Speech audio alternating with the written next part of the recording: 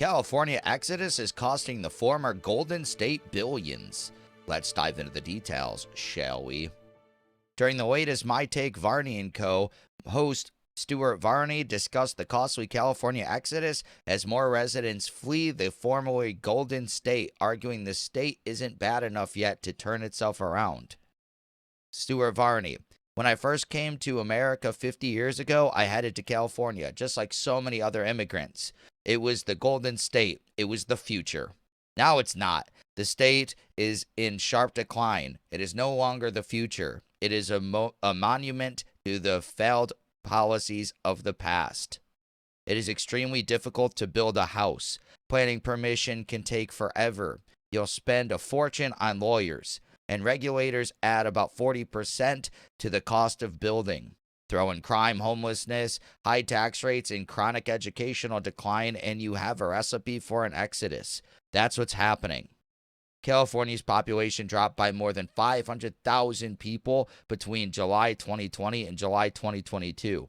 That's a real danger to the state because those who leave take their money with them.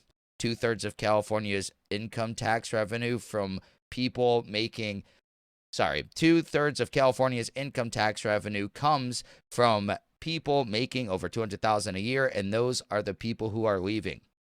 The exodus is costing the former Golden State billions of dollars. The deficit is over $22 billion and rising.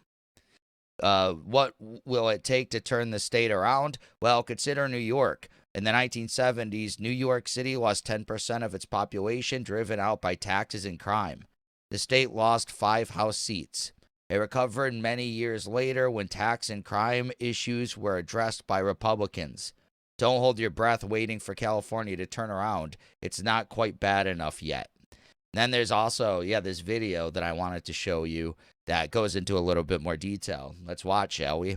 I want to get back to that report that says blue states like New Jersey are losing people in droves to red states like Florida and Texas. Paul Chabot joins us now. He's very much part of this population change here. Right. What's driving this exodus from, California, New Jersey, New York, and Illinois?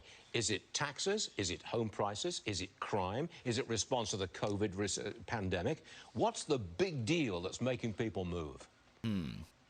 Stuart, it's really all of the above that's happening. Most of our clients that move a conservative move are middle-class families, but you have a number of businesses that are moving as well. You look at the outpace out of New Jersey. For every one person that's moving to New Jersey, you got 3 that are leaving.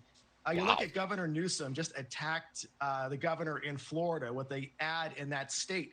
And Governor Newsom's quote was, and I kid you not, he said to the Floridians, "Freedom is under attack in your state." This is coming from the governor of California, where they had the highest crime, poverty, homeless rates, attack on businesses across the board. Shut down Newsom everything is for doing an 2 interesting years during tactic here, COVID. which I think is going to backfire. But you really have these 2 parallels of red states and blue states.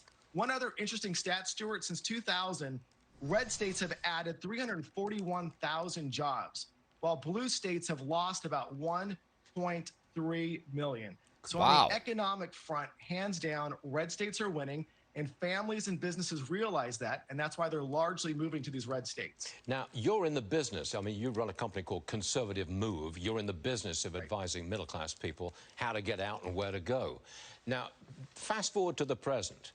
At this moment, is that migration still in effect? Are you still seeing the same number of people trying to get out of California and into Florida? Probably more. We are, and they're not just going from California to Florida. They're largely moving around 40 different states. The largest state that picks up the most, Florida, Texas, Tennessee, Idaho. They're moving out of New York, New Jersey, California, Seattle, Washington. Right now, Stuart, what's happening with these families is they're very concerned about interest rates and what they can afford. The other big hiccup right here is new construction. If a family buys a new house right now, but it's not yet built, could take 3 to 6 months, they got to pay the interest rate when that house is finally built. So there is some concern amongst those families as well. So interest rates is playing into this, but it's not impacting the number of people moving. If anything, it's accelerating this because they're worried that they might lose out. The biggest problem in America right now is we don't have enough supply of single-family homes across this country. Got it. Paul Chabot, interesting information, and thanks for sharing it with us. We do appreciate it. Very interesting. Yeah, I mean, I kind of makes sense, right? It's just like California shut down everything. The regulations are crazy. The taxes are crazy. You can move to somewhere like Texas, Florida, or a number of other states where it's just more free. You don't have to pay as much in taxes. Yeah, it's a no-brainer, right? The good weather of California just only goes so far, and the geographics of the West in general only goes so far.